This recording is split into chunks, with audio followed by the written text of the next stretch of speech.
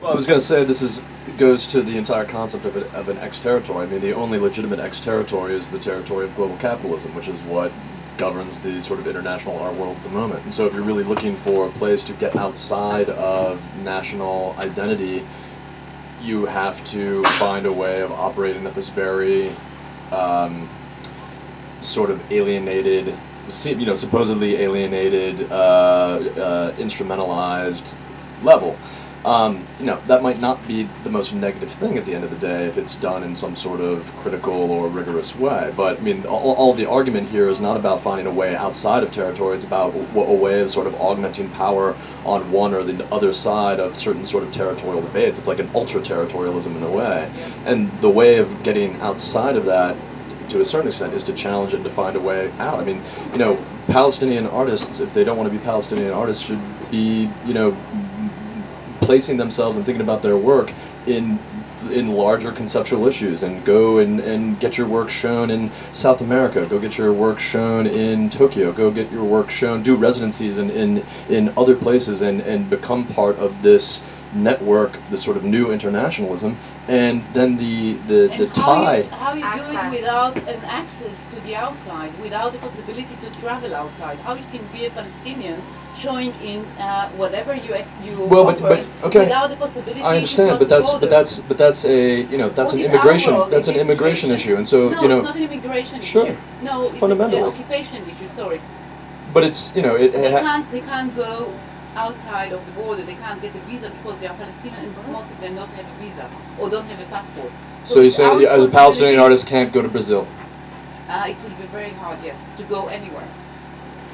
Okay, I mean, maybe I'm being a little bit cavalier about this, but being an artist is hard work, and so part of the content of doing that could be the content of one's work, about actually the struggle to overcome that restriction. I mean, all I'm putting on the table here is the fact that an extraterritorial zone exists already. And it's a matter of playing within that extraterritorial zone as it stands. The problem is that many within the art world proper have a very sort of negative attitude towards commerce and capitalism and globalization in general, and they have a tendency to reinscribe themselves with national identity or identity of one sort or another in order to make their art legible to audiences. And I'm saying that that's probably a bankrupt maneuver at this point. I don't know. There's another problematic, and I don't know the way to get out of it, but you say, why is Palestinian art suddenly like au courant?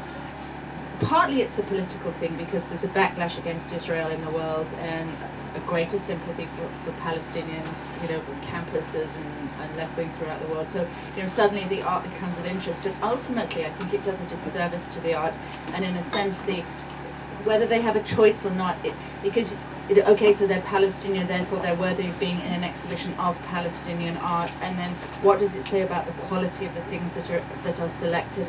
And so many times you see these shows, and there are pieces in it that for sure would not be in a museum show if they weren't bearing the tag Palestinian. It's like we don't do any form of art service if we lower the standards by which we approach it and select it. But I think it's just the categorizations that we work with. I mean, I'm thinking about gender too. I mean, it crosses into different territories where there's, an all-women show and all whatever, and how do we? I think that's fine, but how do we frame? I think it just hasn't been framed correctly, and I think that's a major curatorial problem. People haven't been able to bring these artists and just allow them to be artists in a way. But it's also a big funding problem, because there's a real expense that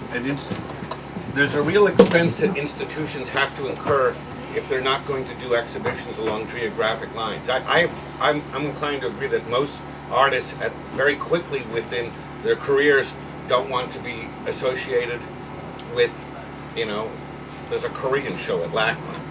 Like 8 out of the 10 artists didn't want to be in the show. I mean, I've always tried I have not done in 20 years at MoCA any exhibitions based specifically on a geography, but it's a very expensive decision to make, because I'll tell you, funding is absolutely tied to nationalism. Yeah. And if you want to like show person X, Y, and Z from 4 different countries, and you go back and say, well, can I have funding for this? No, we want you to do an Israeli show. We want you to do a Greek show, whatever, whatever it is. So you really leave a lot of governmental funding on the table when you say, I'm not doing national shows. But I think if you're serious about showing artists, and not showing kind of you have to kind of make that sort of decision and find ways to support it that are not along governmental lines, especially in Europe, where so much of the funding comes through government agencies, and so you have these kind of tie-ins between one government and another government, and sort of the money just flows that way, and you have to actually say, I don't want it. I don't want to do it. And frankly, if more artists said no, and I'm not just talking about Palestinian artists, if more artists, if the Korean artists, finally said no to LACMA, and if, the artists from, very quickly the governments would figure out. So, but I think it's not going to work if it's just sort of one little isolated group. I actually think artists across the board need to kind of be much more forceful about boycott national funding. boycott biennials, because frankly the explosion of biennials has done such in a sense damage to funding for any other possibilities, and the whole notion of pavilions, which is like it's still the basic concept that goes back to the 19th century, a kind of colonialism. Venice is still the model. The funding follows that model, and it's really a great impediment to artists being able to make critical decisions in their lives, in their career, in their art, about what they want to be associated with. Well, just look at the ISCP in New York, the International Studio and Curatorial Program, which I think is great. But you go there, and I haven't been there in a year. They represent the country. And they represent. You go. I had some artists friends that were from Czech Republic and Slovak Republic, and they're sharing a studio. There's 5 of them there, and then you go to the Norwegian, the Dutch. They have these huge, vast studios. Just in one building, for these opportunities for artists, you see how, and it's difficult for these artists from countries that don't have money, that don't have access, because they can't. They have to take these opportunities when they get them, and there are implications. For the artists who come from countries who do have the resources. Holland is a very good example. They've literally crushed the generation of artists through kind of national love. They created these subsidies, and it's like, it actually was very detrimental for almost 2 decades because the government got too involved.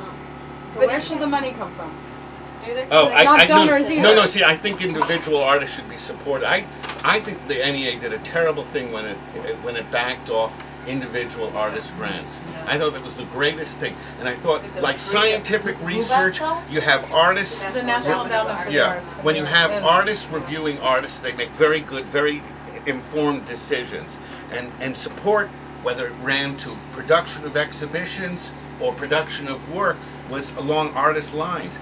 Now the whole thing has gone through this kind of governmental cycle, which is like kind of, community boosterism.